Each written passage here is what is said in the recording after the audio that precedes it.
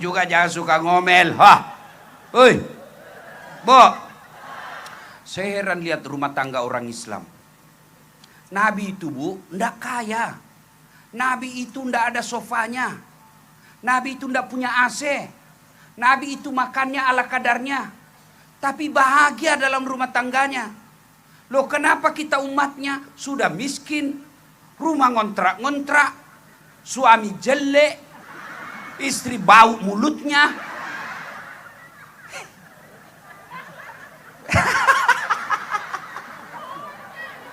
Bertengkar aja kerjanya. Herannya saya, bertengkar tiap hari, hamil lagi. Iya toh, Bu? Oi, Bu. Kalau orang kaya selalu bertengkar, orang masih bilang, ya enak makannya, rumahnya besar, tempat tidurnya spring bed, ber-AC, mobilnya mewah, kemana-mana bisnis kelas. Meskipun dia selalu begaduh, tapi dunia dia nikmati. Tapi kalau kita yang sudah miskin, makan tidak jelas, kadangkala tahu, besok tempe, kembali lagi kacang panjang,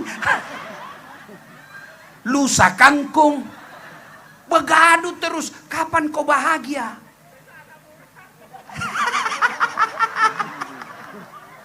Iya toh, Bu. Bulik dari dengar ceramah nih, kita mesti berikrar. Bilang sama orang kaya, meskipun kau kaya tapi kau tidak pernah merasakan bahagia suami istri. Kami rumah memang kontrak, tapi hati kami tentram dan bahagia.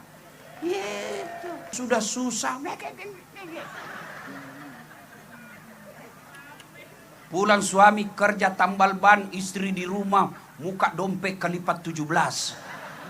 Daster tinggi sebelah, kelihatan tali BH, rambut acak-acakan. Kata suaminya, astagfirullah Bu, baik-baikilah itu dastermu. Wa inna ilaihi. Kan jengkel kita Pak toh, setengah mati kita cari uang, malah dimarah-marahi bini. Maka ucapkan, inna lillahi wa inna ilaihi rajiun. Marah sama bini bukan dengan tempeleng. Dia cerewet bukan ditendang. Dia dicerewet bukan dipermalukan. Tapi cara yang paling agama kita ajarkan, kalau binimu tidak tahu, dia kurang ngajar, cerewet, tidak bisa dididik, pertama nasihati baik-baik.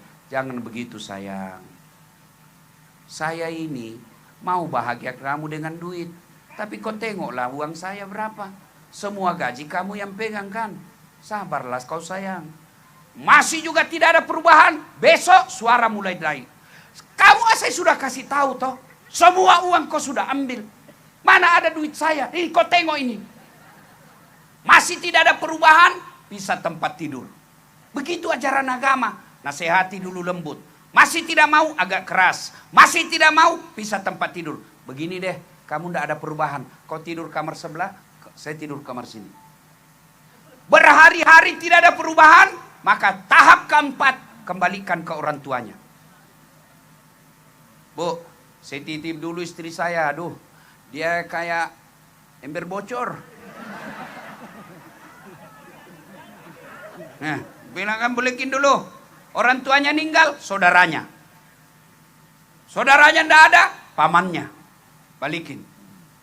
Saya titip istri saya, mudah-mudahan kami ada introspeksi diri, saling koreksi. Mudah-mudahan dengan kami ini titip, saya memperbaiki diri juga dia. Tidak ada perubahan, bilang, saya talak kamu, talak 1, namanya talak 1. Masih belum ada perubahan, saya talak 2 kamu. Masih tidak ada perubahan, talak 3, selesai. Talak 1 masih boleh rujuk. Talak 2, tidak boleh rujuk kecuali nikah ulang. Talak 3, dia harus cerai, sudah cerai, lalu dia nikah dengan laki-laki lain. Setelah nikah dengan laki-laki lain, dia cerai lagi, harus bapak menunggu 3 kali haid, namanya masa iddah, sudah itu baru balik rujuk. Kalau talak 3.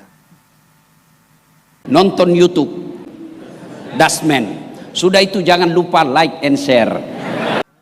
Assalamualaikum warahmatullahi wabarakatuh.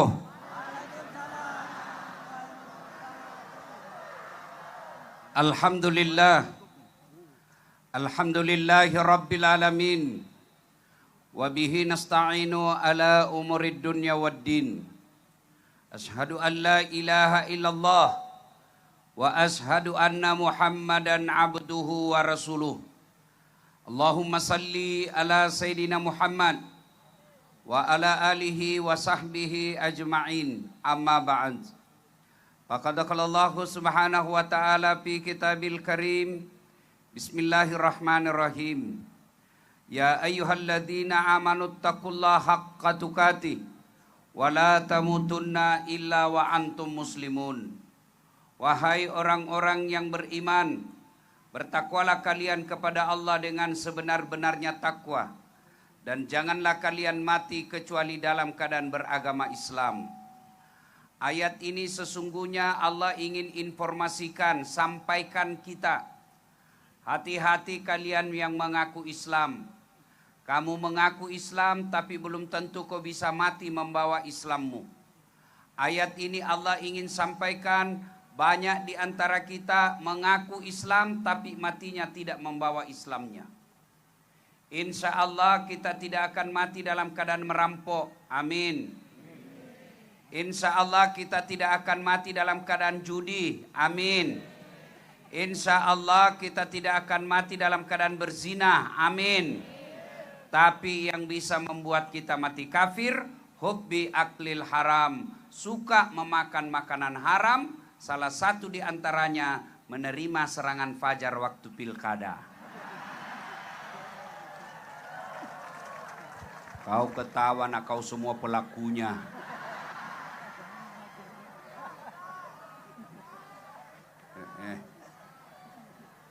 Orang datang sosialisasi kau tidak dengar.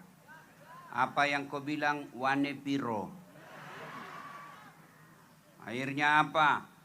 Ada caleg yang jual sawah tidak terpilih, akhirnya gila. Ada caleg yang baik, jujur, bagus agamanya, amanah, tidak terpilih karena tidak ada duitnya. Akhirnya yang terpilih selebriti, artis. Pas dia sidang joget-joget.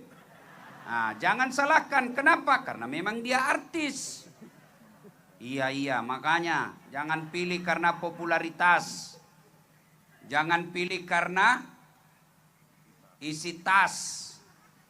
Jangan pilih karena terkenal. Jangan pilih karena dikasih kau baju seragam. Tapi pilihlah karena kau yakin dia punya moralitas yang baik. Belum bisa. Mudah-mudahan akan datang tidak lagi seperti itu. Amin.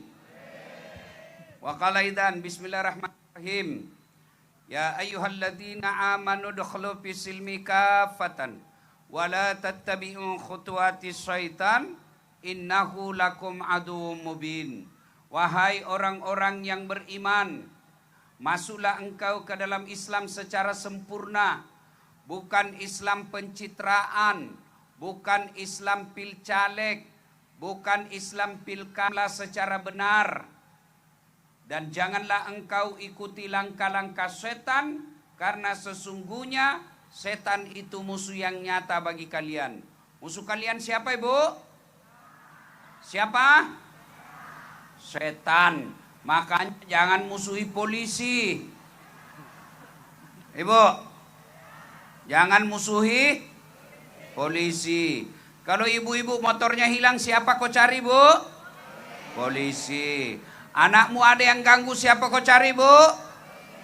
Bapak-bapak ada yang serobot kebunmu, siapa kau cari? Polisi. Ibu-ibu hilang suamimu, siapa kau cari? Masa polisi? Ya. Makanya jangan musuhi polisi.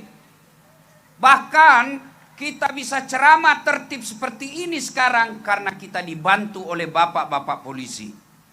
Saya bahkan selama di Samarinda keliling-keliling ceramah sudah 2 hari selain dikawal oleh polisi. Bisa lancar ke sana kemari ceramah karena dikawal oleh polisi.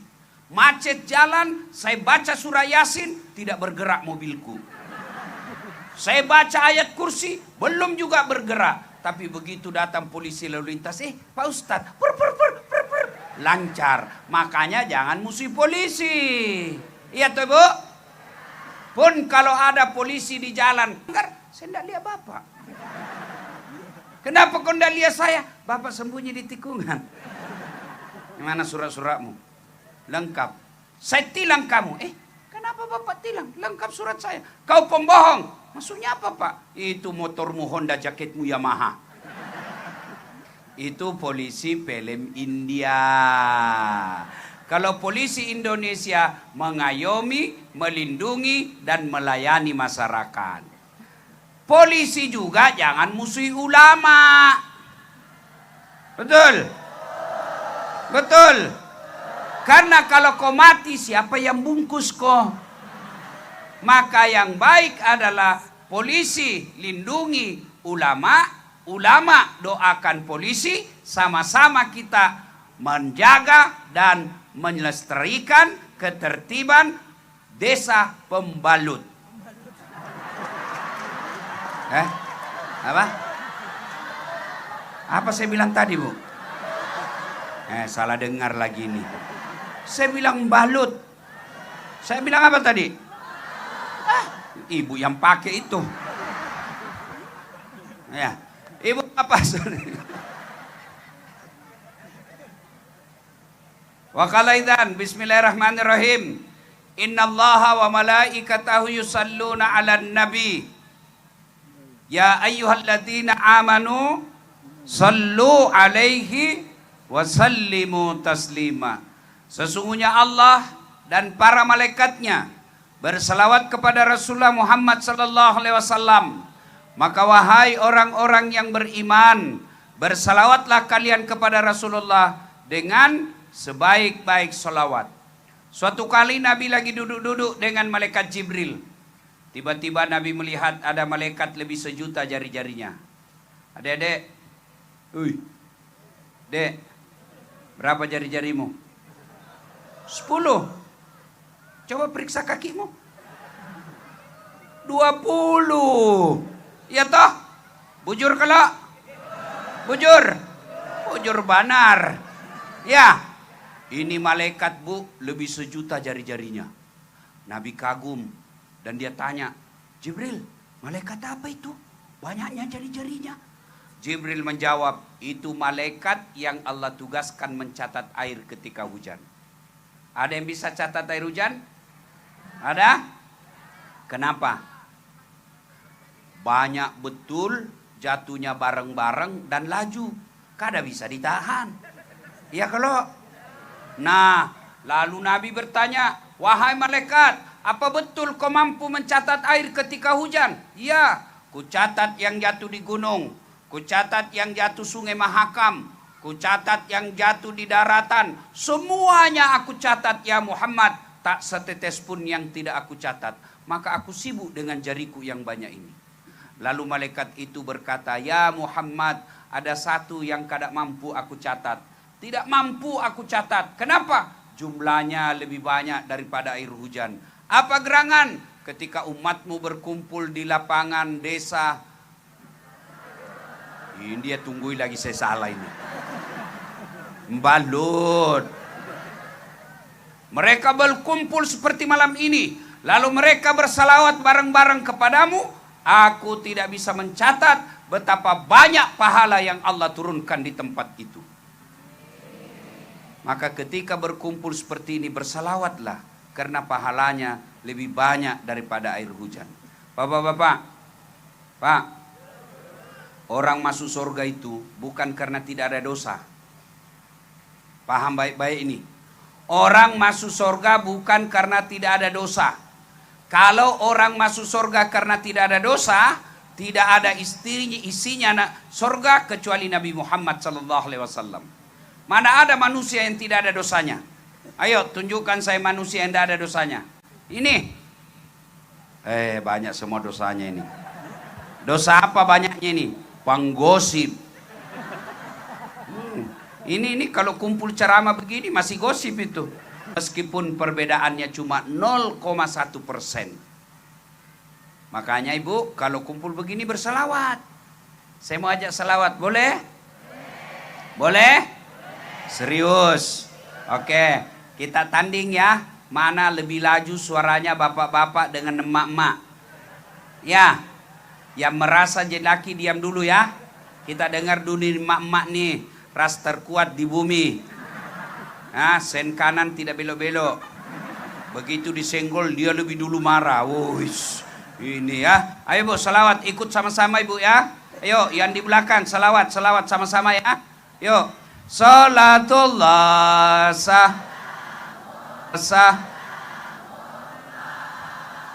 ala toha rasul. Yang di belakang salatullah ala yasin. Nilainya 8,2. Ya, oke, ibu-ibu diam ya. Sekarang bapak-bapak, yuk teriak memang sudah kau. Jangan mempermalukan jenis kelamin kita laki-laki. Oh, kucing aja mau ikut salawat. Ayo, yuk salawatan. Yuk. Salatullah Masya Allah. Ala toha.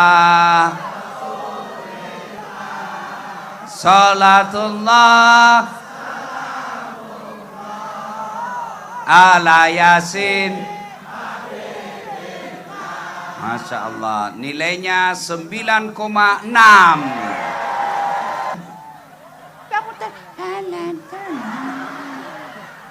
Oke. Pian-pian juga. Dia pian sabarataan diam. Kita dengar yang di atas. Nah, dipimpin Ustadz Ping. Ayo salawat di atas ya. Kau dengar semua ya. Ya, ayo Ustadz. Ya. Salatullah salamullah. Kalau boleh pakai mic. Ala Tuhan. Salatullah salamullah ala yasin habibillah. Nilainya 9,9. Ya, kepala desa yang undang saya.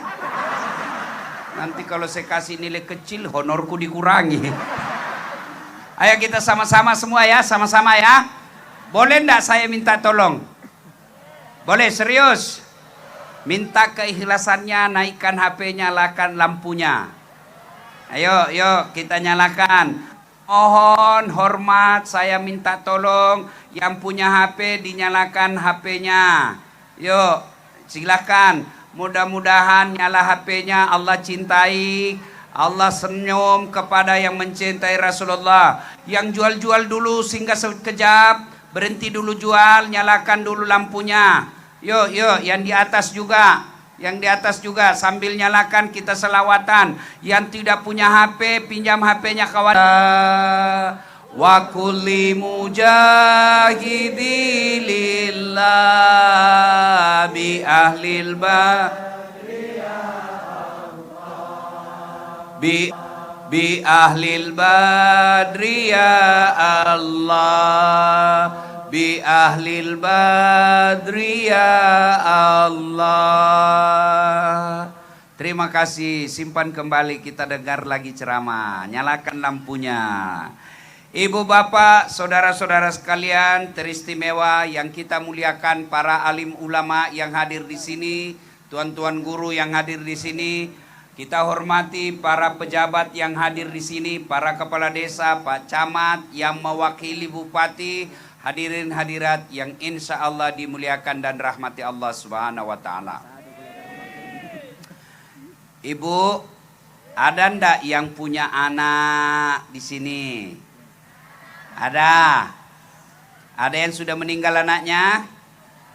Bu, Pak, Nabi itu belum lahir sudah wafat bapaknya. Belum. Ada? Nah, nanti selesai ceramah saya kasih hadiah ya. Nah, ibu bapak, Rasul itu 6 tahun sudah yatim piatu. Pindah ke kakeknya. Siapa nama kakeknya Nabi, Bu? Ada lagi yang tidak tahu. Siapa namanya, Bu? Abdurrahman. Siapa? Abu Thalib. Abu Hurairah. Allah karim.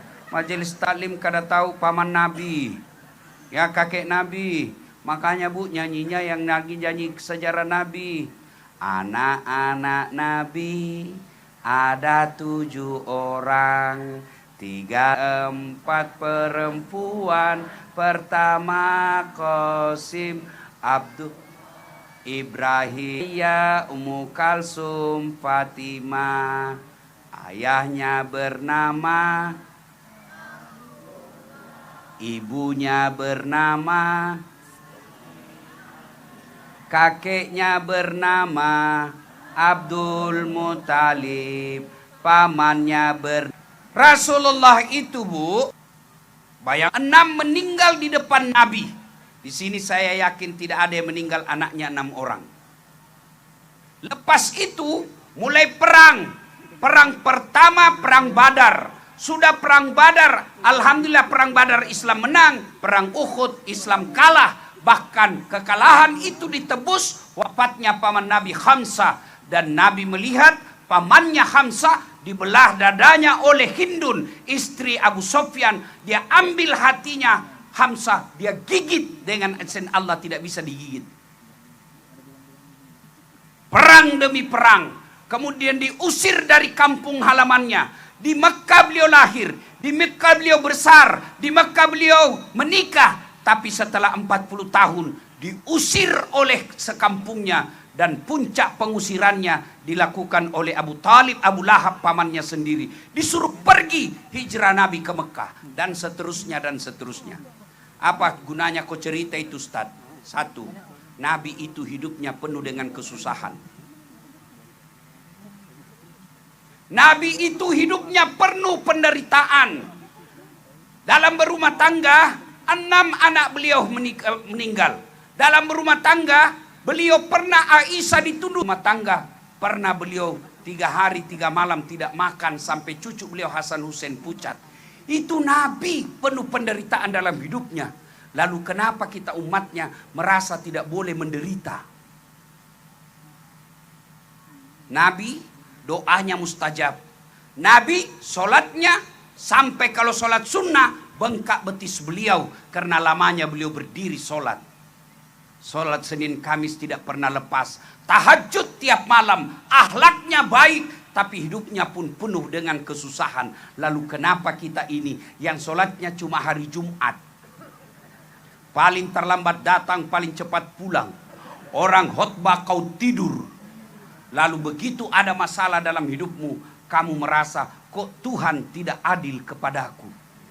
Ista'inu bisabri wassalah. Ista'inu bisabri wassalah. Sabar, sholat. Mana ada orang tidak ada masalahnya?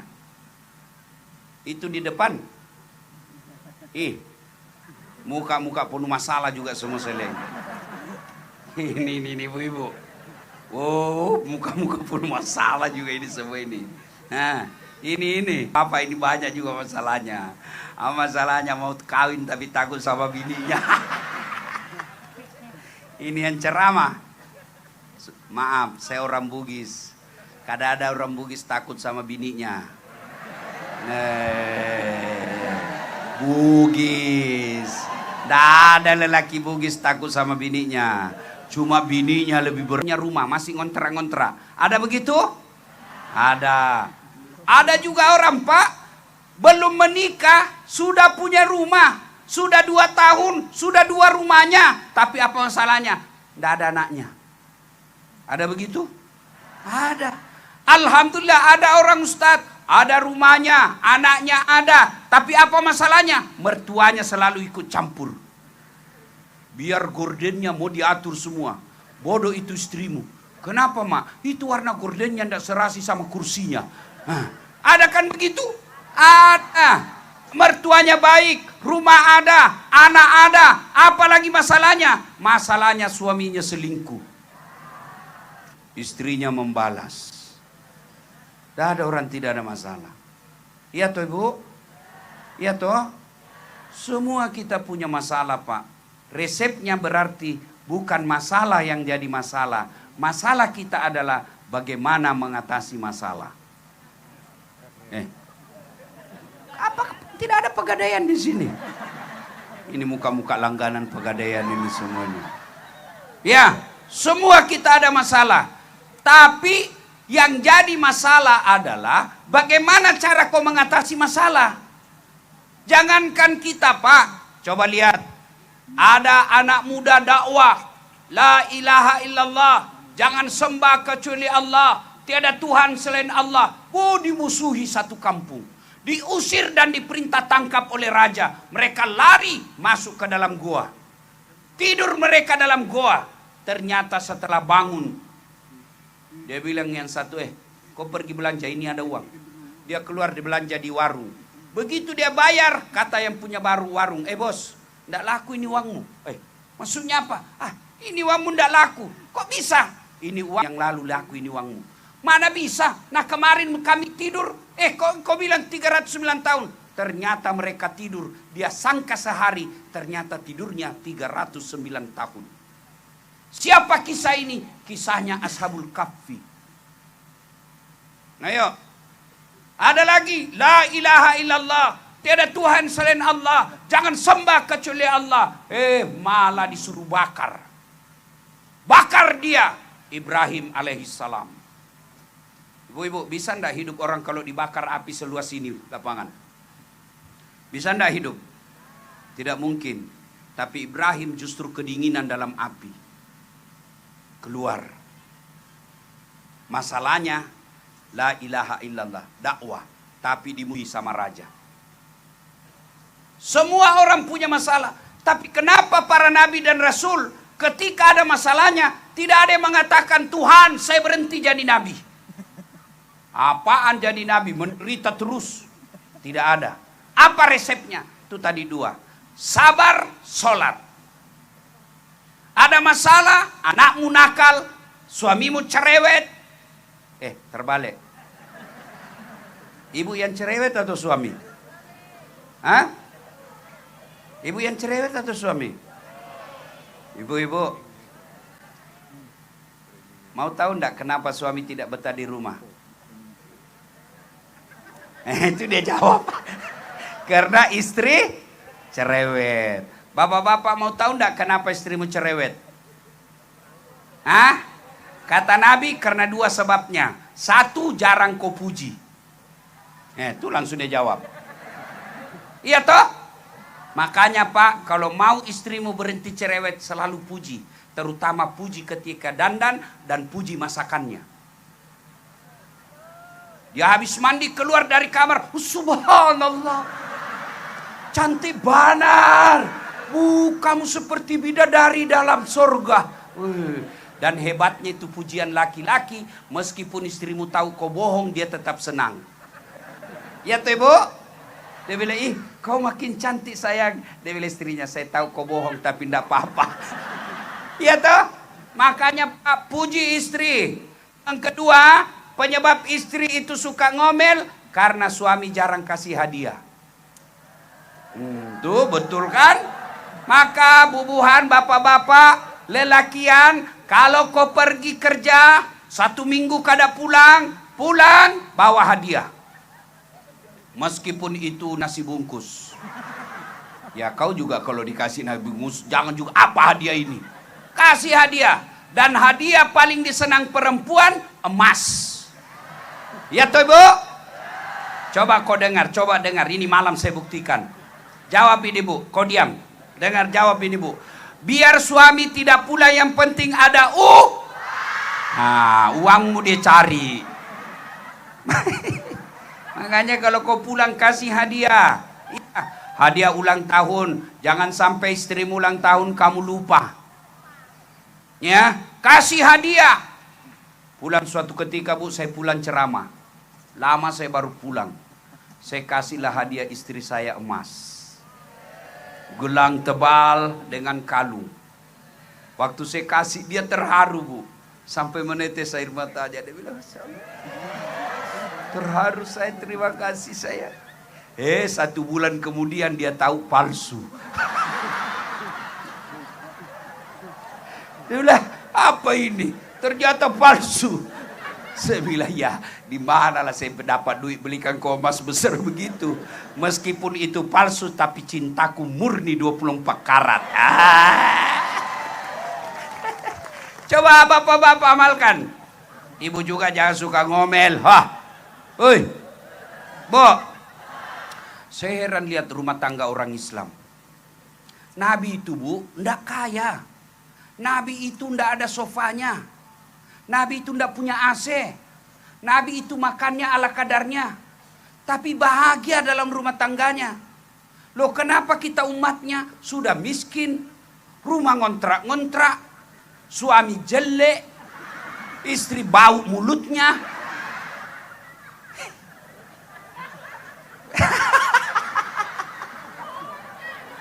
Bertengkar aja kerjanya. Herannya saya, bertengkar tiap hari, hamil lagi. Iya toh, Bu? Bu, kalau orang kaya selalu bertengkar, orang masih bilang, ya enak makannya, rumahnya besar, tempat tidurnya spring bed, ber-AC, mobilnya mewah, kemana-mana bisnis kelas. Meskipun dia selalu begaduh, tapi dunia dia nikmati. Tapi kalau kita yang sudah miskin, makan tidak jelas, kadangkala tahu, besok tempe, kembali lagi kacang panjang, lusa kangkung, begaduh terus. Kapan kau bahagia?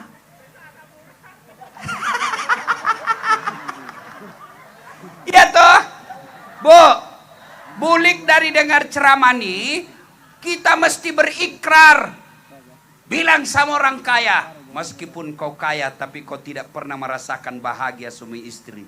Kami rumah memang kontrak, tapi hati kami tentram dan bahagia. Itu sudah susah. Pulang suami kerja tambal ban, istri di rumah, muka dompet kelipat 17. Daster tinggi sebelah, kelihatan tali BH, rambut acak-acakan. Kata suaminya, astagfirullah ibu, baik-baikilah itu dastermu. Wa inna ilai. Kan jengkel kita Pak toh. Setengah mati kita cari uang, malah dimarah-marahi bini. Maka ucapkan, inna lillahi wa inna ilaihi rajiun. Marah sama bini bukan dengan tempeleng. Dia cerewet bukan ditendang. Dia dicerewet bukan dipermalukan. Tapi cara yang paling agama kita ajarkan. Kalau binimu tidak tahu, dia kurang ngajar, cerewet, tidak bisa dididik. Pertama, nasihati baik-baik. Jangan begitu sayang. Saya ini mau bahagia kamu dengan duit. Tapi kau tengoklah uang saya berapa. Semua gaji kamu yang pegang kan. Sabarlah kau sayang. Masih juga tidak ada perubahan. Besok suara mulai naik. Kamu saya sudah kasih tahu toh. Semua uang kau sudah ambil. Mana ada duit saya? Ini kau tengok ini. Masih tidak ada perubahan. Bisa tempat tidur. Begitu ajaran agama. Nasihati dulu lembut. Masih tidak mau agak keras. Masih tidak mau pisah tempat tidur. Begini deh, kamu tidak ada perubahan. Kau tidur kamar sebelah, saya tidur kamar sini. Berhari-hari tidak ada perubahan, maka tahap keempat, kembalikan ke orang tuanya. Bu, saya titip dulu istri saya. Aduh, dia kayak ember bocor. Nah, bilang kan belikin dulu. Orang tuanya ninggal, saudaranya. Saudaranya ndak ada, pamannya. Balikin. Saya titip istri saya. Mudah-mudahan kami ada introspeksi diri, saling koreksi. Mudah-mudahan dengan kami ini titip, saya memperbaiki diri juga dia. Tidak ada perubahan, bilang, saya talak kamu. Talak 1, namanya talak 1. Masih belum ada perubahan, saya talak 2 kamu. Masih tidak ada perubahan, talak 3. Selesai. Talak 1 masih boleh rujuk. Talak 2 tidak boleh rujuk kecuali nikah ulang. Talak 3 dia harus cerai. Sudah cerai lalu dia nikah dengan laki-laki lain.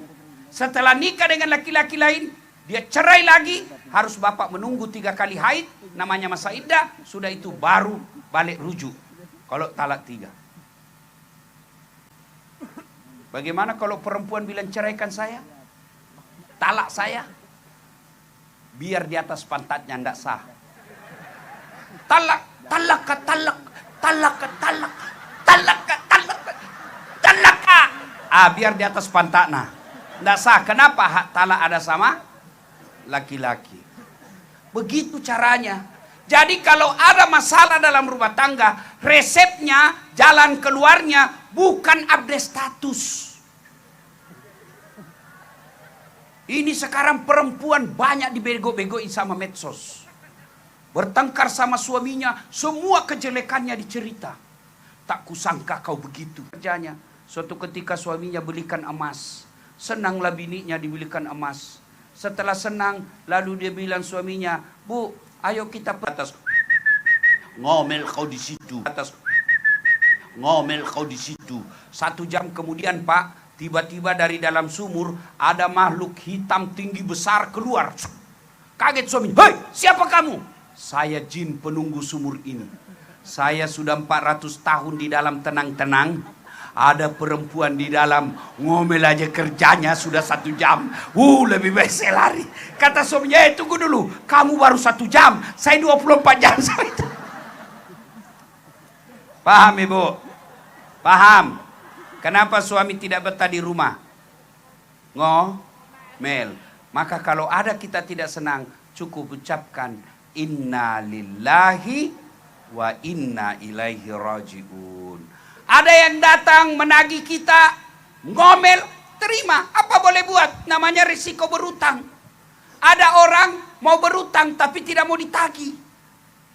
Waktu diutangi, apa dia bilang? "Masya Allah Bapak ini, Ibu, aduh, malaikat penyelamatku. Luar biasa Pak, terima kasih." Begitu ditagih 3 bulan kemudian, apa dia bilang? Update status. Seperti malaikat pencabut nyawa. Kalau dia datang nagih dan ngomel, ibu harus sabar. Kenapa? Namanya ngutang. Jangan malah kau ditagih, kau cari cara, kau racun dan kau bunuh. Dan itu banyak terjadi. Kenapa orang banyak ngutang, Ibu? Ayo. Kenapa orang banyak utang? Apa karena tidak ada rezeki? Bukan. Karena selera hidup yang terlalu tinggi. 1, sabar. 2, ada masalah dalam hidup ini, menurut konsep Quran, sholat. Ibu, kenapa rumah tangga saya tidak bahagia? Pasti suami istri melalaikan sholat. Kenapa saya dagang rugi, nge-grab curi motor, dagang bangkrut, pasti tidak beres sholat. Sholat aja Bu.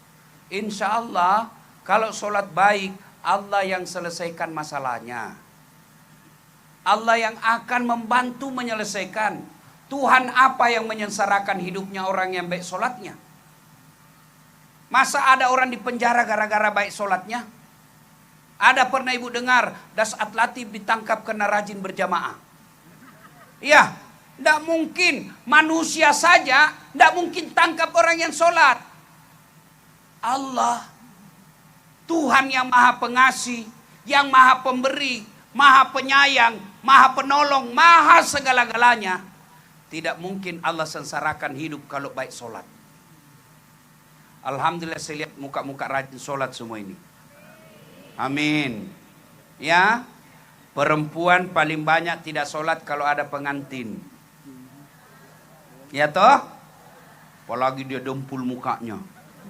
Kuning, coklat, krem. Baru dia lilit jilbabnya. Jilbab yang 3 lapis. Dia kasih bengkok sedikit. Ada kembang-kembangnya di sini.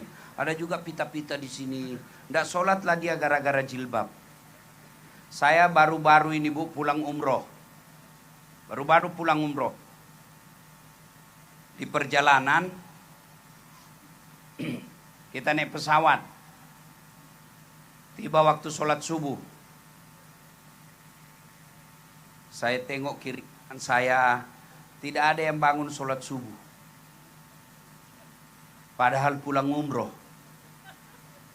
Kalau orang bilang dia pulang dari Singapura jalan-jalan, pulang dari Malaysia melancong, mungkin dia lagi lupa Tuhannya. Tapi ini pulang umroh. Pulang beribadah, tawaf sa'i. Tidak sholat subuh. Begini gambaran orang Islam umumnya, makanya jangan heran kita Islam tapi tidak pernah merasakan kebahagiaan berumah tangga. Kenapa nganggap enteng sholat? Rajin pengajian, guru ini, majelis ikan, pantas hidupmu tidak bisa bahagia. Maka pulang dari taklim ini, pulang dari pengajian ini, kalau mau hidupmu bahagia, segala masalahmu selesai, minta pertolongan Allah, caranya sempurnakan sholat. Biar ada puluhan juta, mesti waiting list di Sulawesi Selatan, itu namanya Sinjai. Dia nunggu 46 tahun baru bisa berangkat. Haji. Puasa, 1 bulan kita lapar. Zakat perlu dana, tapi sholat paling gampang. Tidak bisa saya hafal Ustaz. Tidak usah menghafal. Bagaimana caranya Ustaz? Ibu baca buku pedoman sholat. Ambil buku pedoman sholat. Simpan. Bahkan bapak pegang belakang. Adik-adik yang tidak pernah menghafal bacaan sholat. Kau sholat besok, beli buku tuntunan sholat. Sambil ku pegang. Baca. Tidak bisa baca bahasa Arabnya. Bahasa Latinnya kau baca. Allah tahu engkau lagi belajar. Ruku. Kau pegang itu buku sambil ruku. Sami Allah. Boleh, boleh. Apa lagi? Ustaz, saya cuma baca kul-kul. Sudah kul-kul aja kau baca. Yang penting jangan al-kafirun. Biasa ndak mau sampai itu. Tak putar kau. Wala antum abiduna ma'abud, wala ana abidum ma'abattum, wala antum abiduna wala ana abidum wala antum wala ana ndak sampai-sampai kau. Ya. Salat. Tidak mungkin Allah sengsarakan hidupnya orang yang salat. Saya salat Ustaz, tapi hidup saya masih banyak masalah. Berarti salatmu belum sempurna. Kenapa? Tidak ikhlas. Hayya 'alas shalah, asar lagi. Baru rasanya kita sholat duhur. Berarti kau tidak ikhlas. Saya sholat Ustaz. Betul kau sholat tapi main-main. Allah.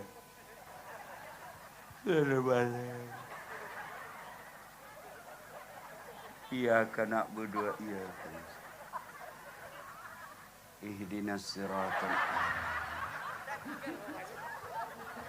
Ada ibu-ibu yang tanya saya, Ustaz, bolehkah orang sholat tidak pakai BH? Kenapa ibu? Panas ibu Ustaz, dari panas. Kan duhur panas dari pasar. Boleh, tapi bagaimana itu kalau ibu ruku? Waduh.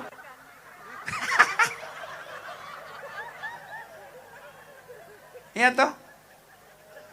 Itu berarti ibu tidak serius. Ya. Dengar baik-baik ya. Bagi mereka yang malas sholat. 1. Dengar baik-baik yang malas sholat. Dengar.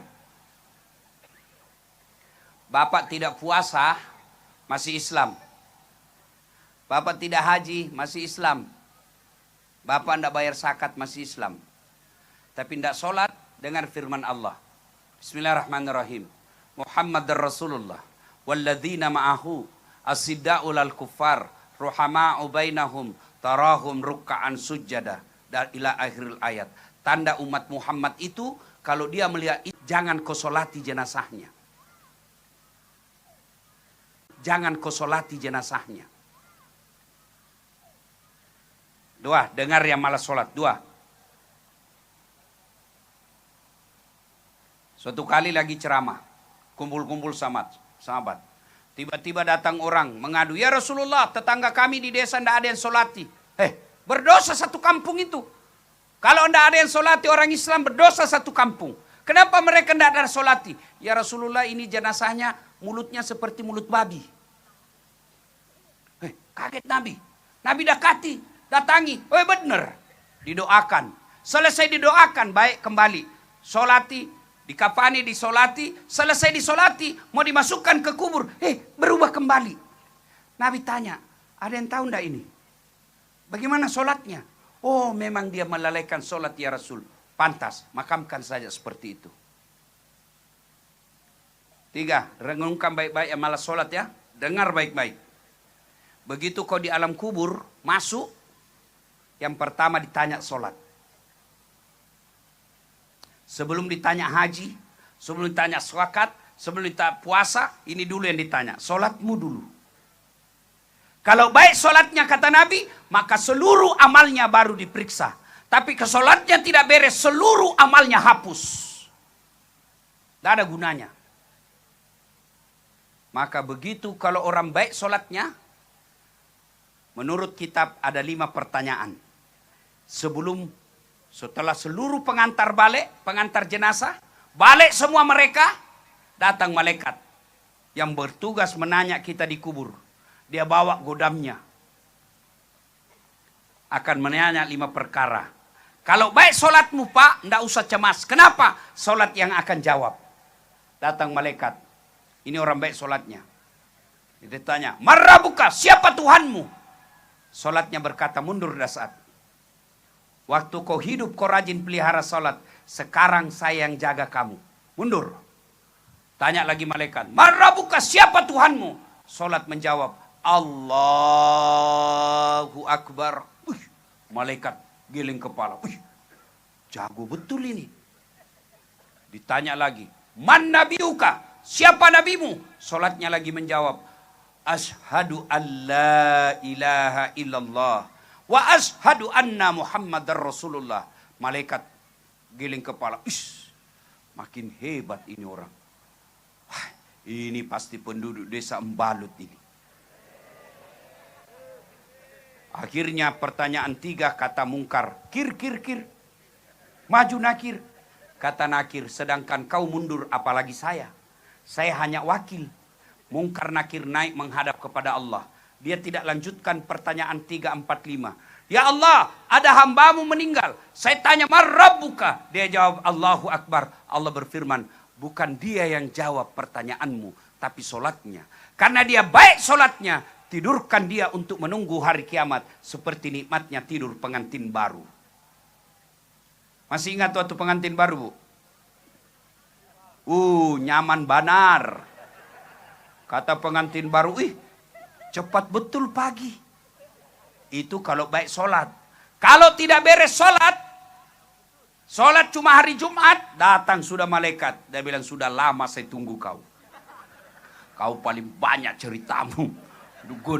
Begitu ditanya, Marrabuka, siapa Tuhanmu? Kaget. Dia bilang, tunggu dulu, orang baru datang.